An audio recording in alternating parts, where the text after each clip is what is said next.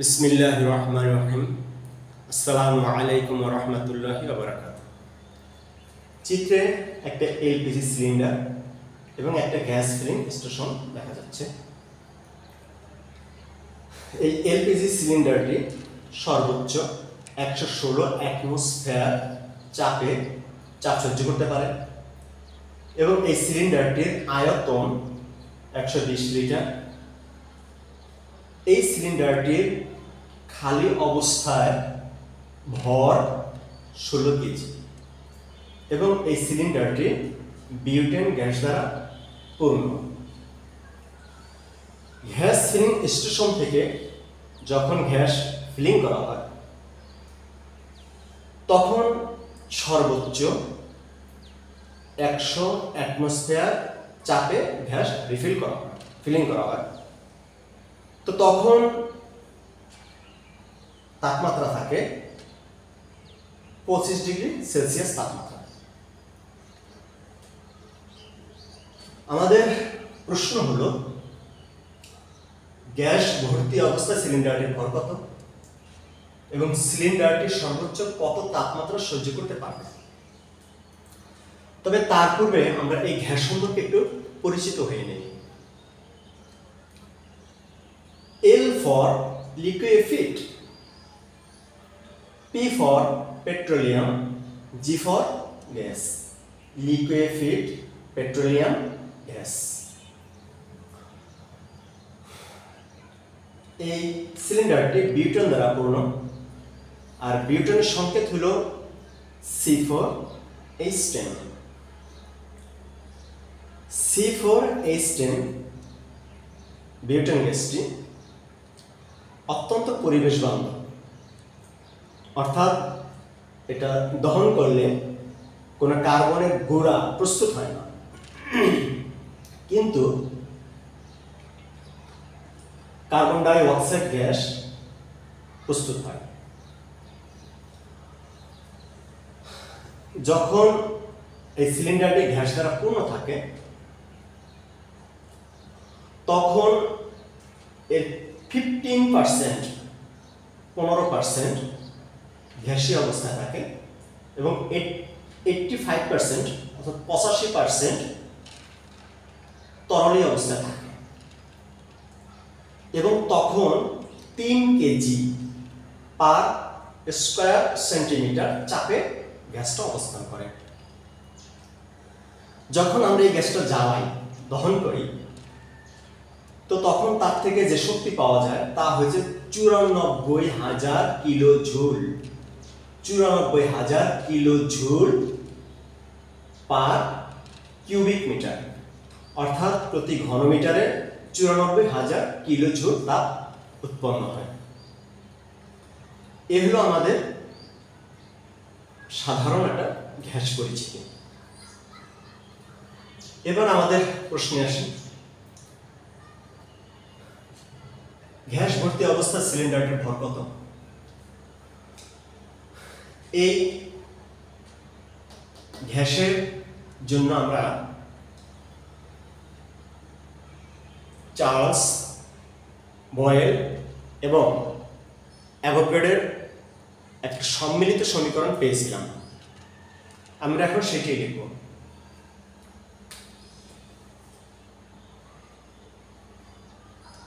সূত্র PV সমান nRT।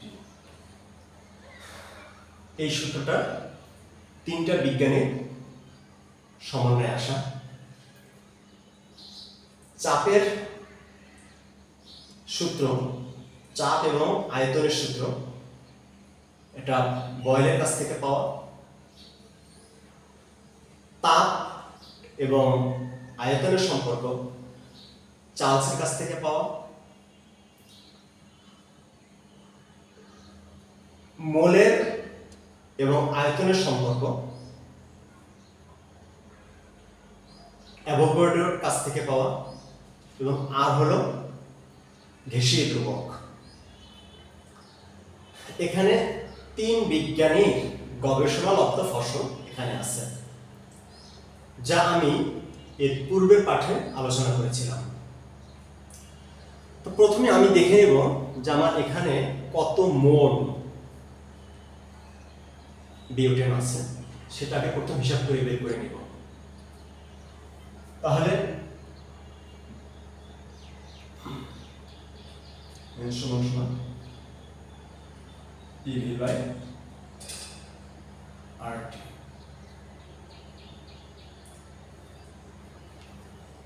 P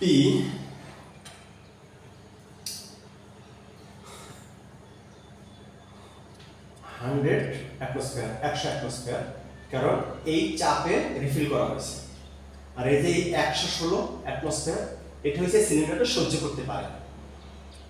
আমি আবারও বলতেছি, 100 অ্যাটমসফিয়ার এই চাপে এই সিলিন্ডারটা রিফিল করা হয়েছে, কিন্তু এই সিলিন্ডারটা চাপ সহ্য করতে পারে 116 অ্যাটমসফিয়ার। এর অর্থ হলো যে চাপে তাকে রিফিল করা হয়েছে তার থেকে সে এখনো 16 অ্যাটমসফিয়ার চাপ বেশি সহ্য করতে পারে। কাজে যে তার চাপে তাকে রিফিল করা হয়েছে, আমি সেই চাপটাই নিব।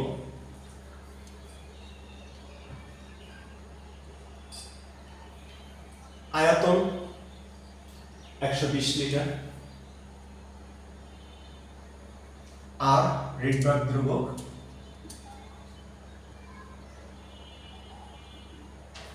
টেম্পারেচার অবশ্যই কেলভিনে নিয়ে নিতে হবে। 25 ডিগ্রি আছে সেলসিয়াসে, যদি কেলভিনে প্রকাশ করি 25 যোগ 273 সমান 298।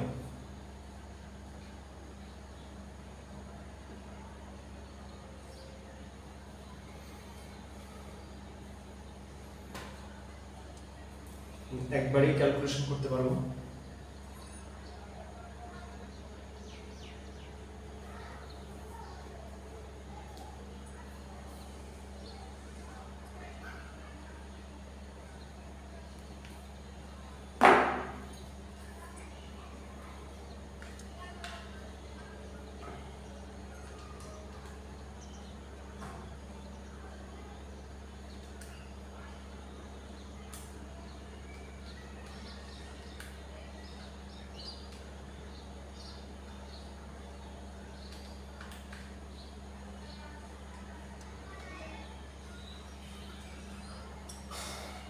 চারশো 91.07, যেহেতু দশমিকের পরে শূন্য আছে, কাজে আমি মানটা স্কিপ করব। আমি শুধু 491 ব্যবহার করব।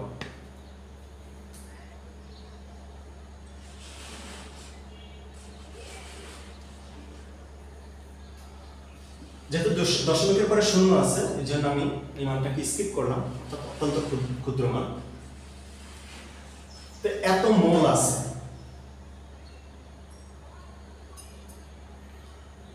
এত মোল অর্থাৎ 491 মোল বিউটেন এই পাত্রের ভিতরে আছে। 491 মোল বিউটেন এই সিলিন্ডারের ভিতরে আছে।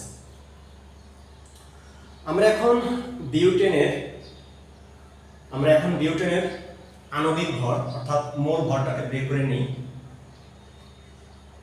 C4H10, আমরা জানি কার্বনের আণবিক ভর 12 ও 4 প্লাস হাইড্রোজেনের 1 × 10,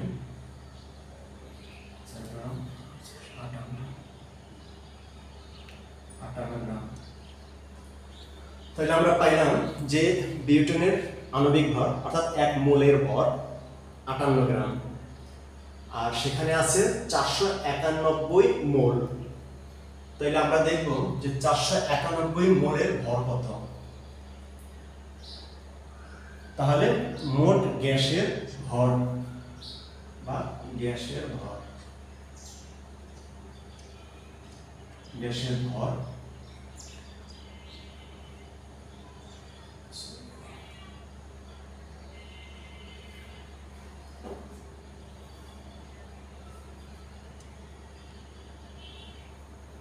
491 মোল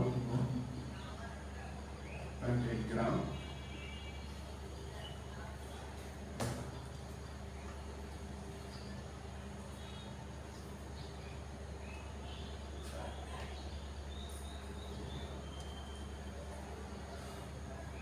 28 কেজি 482 গ্রাম। 28 কেজি 482। এটা হলো গ্যাসের ভর। আর পাত্রের ভর দেওয়া আছে 16 কেজি।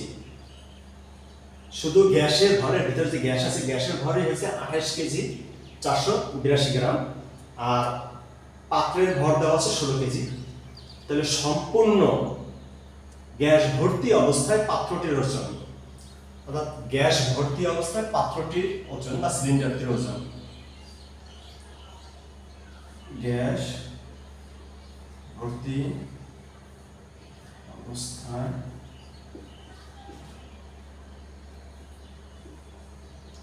সিলিন্ডারের ভর।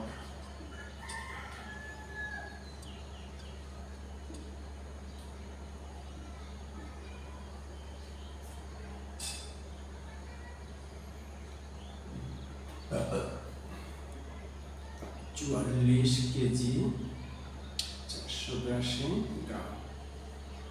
এটা হলো আমাদের প্রথম প্রশ্নের আনসার, যে অর্থাৎ গ্যাস ভর্তি অবস্থায় সিলিন্ডারটির টোটাল ওজন হয়েছে 44.482 কেজি, অর্থাৎ 44 কেজি 482 গ্রাম ভর, যার ভিতরে 28.482 কেজি হলো গ্যাসের ভর আর পাত্রের ভর হলো 16 কেজি। আমাদের দ্বিতীয় প্রশ্ন, সিলিন্ডারটি সর্বোচ্চ কত তাপমাত্রা সহ্য করতে পারবে?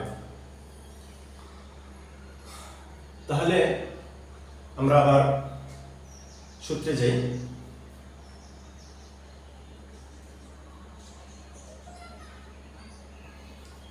আমার এখানে আয়তন ধ্রুবক, কাজে আমার এখানে আয়তন আমার কোনো প্রয়োজন নেই, শুধুমাত্র চাপ এবং তাপের সম্পর্কটাকে নিয়ে আসবো।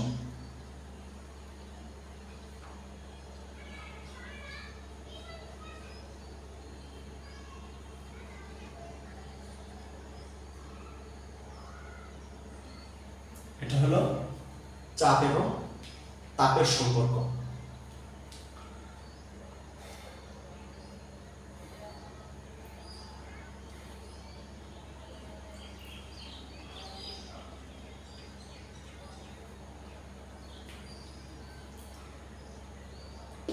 আমার এখানে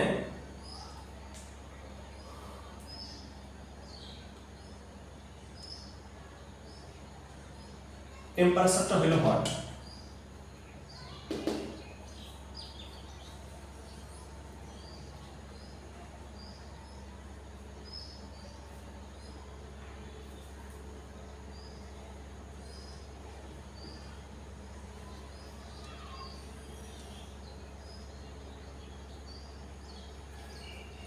সমীকরণ করে নিলাম বা সরলীকরণ করে নিলাম। আমার T2 আমার পরিবর্তিত তাপ, অর্থাৎ যা সহ্য করতে পারে, যে চাপটা সিলিন্ডার সহ্য করতে পারে, আমি এখন সেই চাপটা ব্যবহার করব। 116 অ্যাটমসফিয়ার চাপ এই সিলিন্ডারটা সহ্য করতে পারে, এবং বর্তমান তাপমাত্রা হলো 298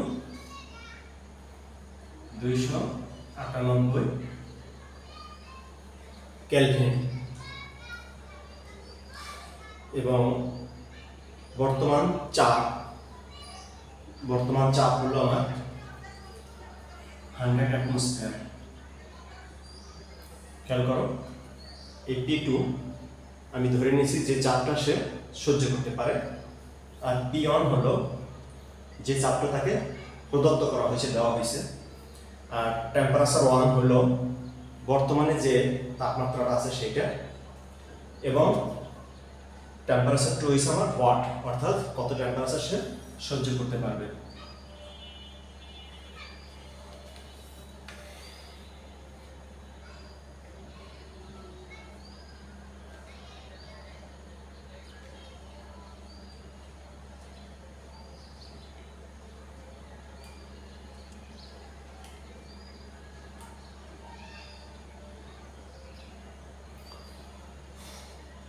345.68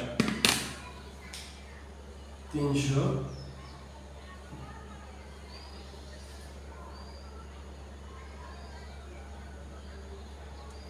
345.68 এটা বর্তমানে কেলভিনে আছে। তাহলে এটাকে যদি আমি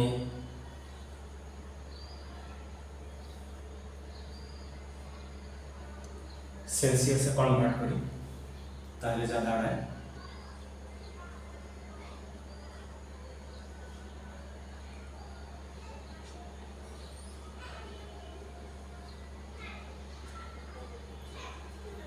273.1 থাকে, কিন্তু আমরা সেই দশমিকের পরে 1 মানটা স্কিপ করি, তাহলে যে মান দাঁড়ায় সেটা হলো 72 ডিগ্রি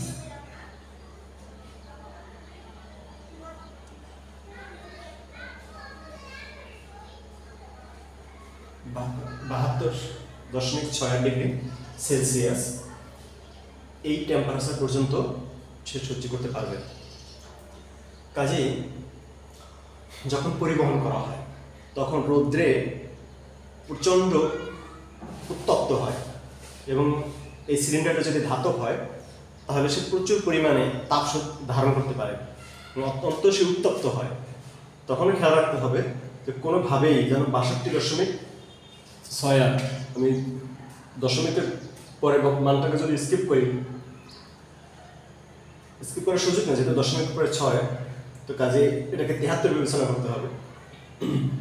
তো কোনোভাবেই যেন এই তাপটা অতিক্রম না করে, অর্থাৎ 72.68 ডিগ্রি সেলসিয়াস এই তাপটা যেন কোনোভাবেই অতিক্রম করতে না পারে। অনেক সময় আমরা চুলার পাশে রাখি, তো চুলের পাশে যদি রাখা হয় তো চুলার তাপেও যদি সিলিন্ডার উত্তপ্ত হয় এবং তা যদি 72 ডিগ্রি সেলসিয়াসের ওভার হয়ে যায় তাহলে কিন্তু বিস্ফোরিত হবে। বা পরিবহনের সময় যদি রোদের তাপ এত বেশি হয় যে 72 ডিগ্রি সেলসিয়াসের ওভার হয়ে যায়, কারণ আমাদের দেশে সাধারণত জুন মাসে 40-42 ডিগ্রি তাপমাত্রা বায়ুমণ্ডলীয় হয়, আর ধাতব পদার্থ তো আরও বেশি উত্তপ্ত হতে পারে। কাজে তখন খুব বেশি সাবধান থাকতে হবে, যে অর্থাৎ জানি সিলিন্ডার গ্যাস ভর্তি অবস্থা যেন এই পরিমাণ তাপ কখনোই না পৌঁছায়। আল্লাহ তাআলা আমাদের সবাইকে ভালো রাখুক। আসসালামু আলাইকুম ওয়া রাহমাতুল্লাহি ওয়া বারাকাতুহু।